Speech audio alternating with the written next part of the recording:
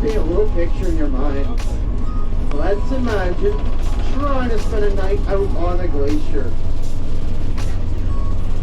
Now, in modern day today, it'll be much easier with modern day equipment than the person I'm talking about.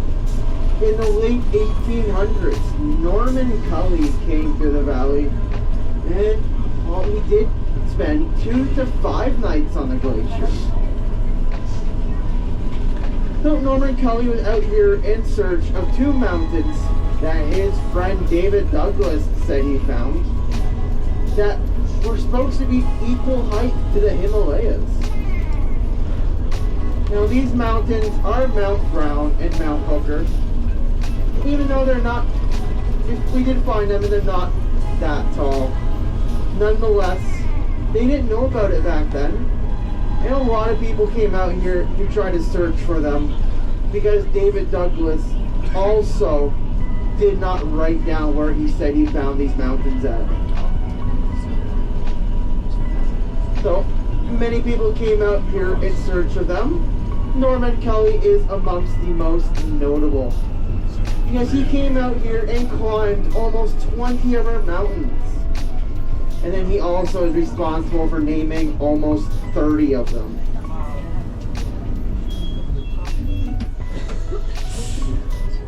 So Norman Cully summited Mount Athabasca, which is the one to our front right hand side. And when he got to the top, he thought he'd be able to find these 2 mountains. But instead what he found was much better. Well, he thought so himself, because that is our Columbia Icefield. So when himself and his guides came down from the Athabasca, like I said, they spent those time on the glacier, the 2 to 5 nights, before heading up onto the Columbia Icefield to see what that had to offer for them.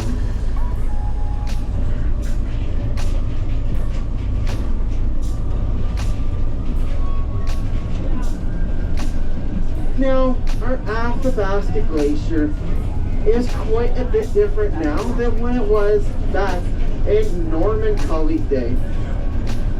So, the Athabasca used to reach 8 kilometers in length. and that is down past our Discovery Center. And we know that today because at the back of the parking lot there is some dirt piles that show us how far the glacier reached when it pushed that dirt there. But now, as we can see, the glacier no longer reaches that. It only reaches 5 kilometers in length now. So it did lose almost half of its length. Basically, a lot of that was in the last 100 years when the Industrial Revolution started and we burned a lot of fossil fuels. And then that made global warming so severe to the point glaciologists only give the Athabasca an average of 30 to 60 years left before it is entirely melted away. Now, that is kind of sad, to be honest, because the Icefield and glaciers, well, that is most of our fresh water. 75% of it, to be exact, all across the world. And I'm just thinking to myself here, like, what are we going to do for fresh water when they all do melt away?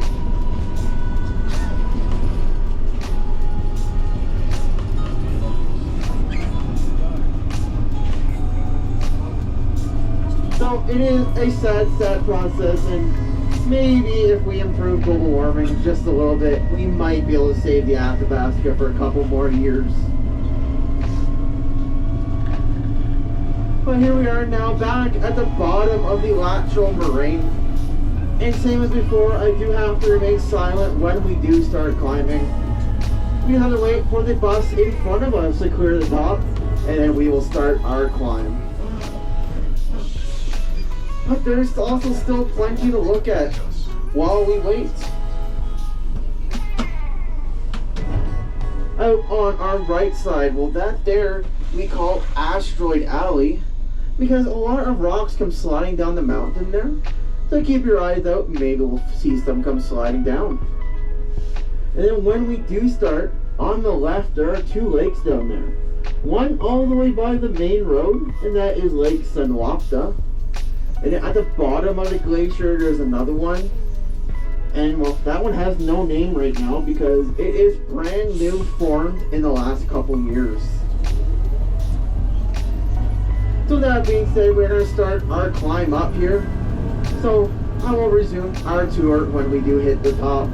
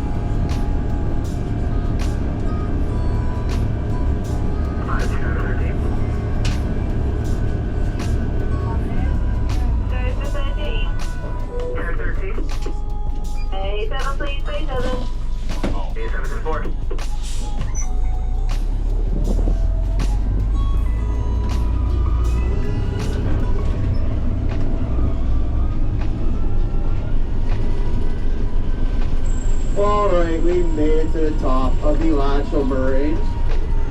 And while we look out to the left side of the bus, there are two natural wild cats in their habitat here, and one joining them. But now, all jokes aside though, on the left there is still an amazing view of our valley. And that's probably as close to as natural as it's going to get. Because the main road is still closed right now, and the only traffic allowed on that is our buses.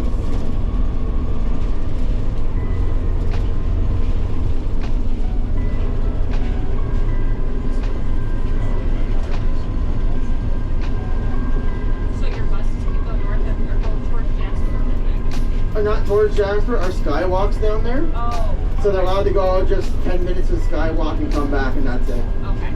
Yeah. It's just because the main road's closed in our parking lot. Yes.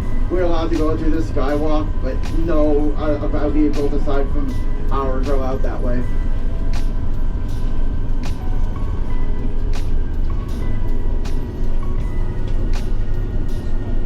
Now here at the Columbia Icefield, well, we are extremely accessible. I mean, we drove the bus out here today and walked directly onto the glacier. Can't get any better than that in my opinion. So because we are really accessible, we are also one of the most researched glaciers in the world. And with that, there are two different groups I'd like to talk about. The first one is a group of glaciologists. And they came through here and did studies on our glacier, as well as they did our impact on the glacier. And what they were able to tell us is actually really impressive, to be honest. That in the grand scheme of things, with, well, global warming as severe as it is, and with Earth's natural heat and cool cycle, well, our operation is actually very minimally affecting the glacier. And that was good to see that, well, running these big buses every day really does not affect the glacier. They kind of symbolize it as something like a fly on a horse's back. That second group I talked about, well, that's NASA. So NASA did come out here and they brought one of their robots that looked like a giant snake with independent moving body parts. And what they were doing is sending it down inside the glacier, and they wanted to see how it would perform. Because they do plan to hopefully and eventually send this robot to space, to one of Saturn's moons.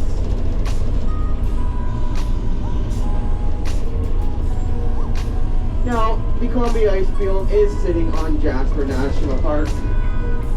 And because of that, we're also a UNESCO World Heritage Site. And really what that means, everything you see around us that is natural is at the highest level of protection. And we're happy that Parks Canada does allow us to stay here and didn't allow us to come back early. So in return, what we're doing is making sure our operation is as clean as possible, and many of the shuttle buses and Ice Explorers are being refurbished to have the best engine possible. This bus is the original one still, and it's kind of a little worse for the environment than the new ones. But with that being said, that we also are hoping that, well, at this point I think it'll be by the end of the season, we might have our first fully electric Ice Explorer here on site.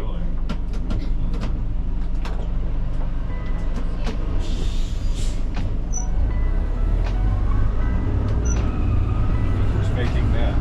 Ooh, when making, I'm not exactly sure. Last I heard, I think it's over in Calgary somewhere is being worked on. But it's been a 3-year project in the making for that. And if I remember correctly, it's supposed to be solar paneled as well. Because we don't have the infrastructure to plug in something overnight. Well, hopefully it all works out well and we get that by the end of the year.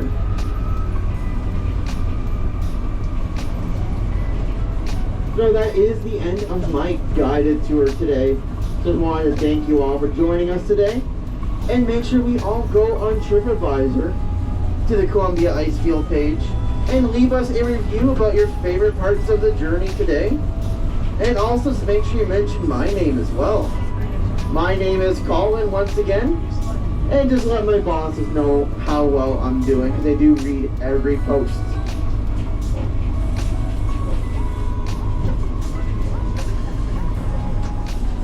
And also something I like to add, especially right now it's very important, is that if you all have the means to do so, please go onto the either Jasper Municipality Facebook page or the Red Cross page and make some donations to their Jasper, because a lot of them did lose their homes and it helps the best they can if you have the means to do so.